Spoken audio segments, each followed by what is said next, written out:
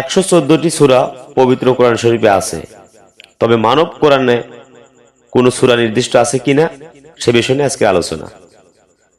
মানব কোরআনে কোনো নির্দিষ্ট সূরা নাই, কেননা কোরআন নাজিল হয়েছিল তখন কোনো সূরা আকারে নাজিল হয়নি।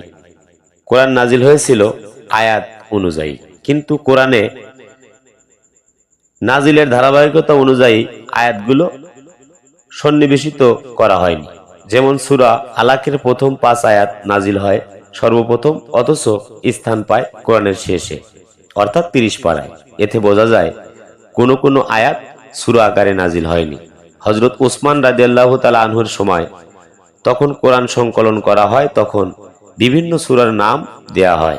তাই প্রকৃতপক্ষে মানব কোরআনের কোনো সূরা নাই, ইহা আহরণ আয়াত আকারেই নাজিল হয় বা সর্বসময় নাজিল হতেই আছে বা হচ্ছে। এটাই ইলমে মারিফাত।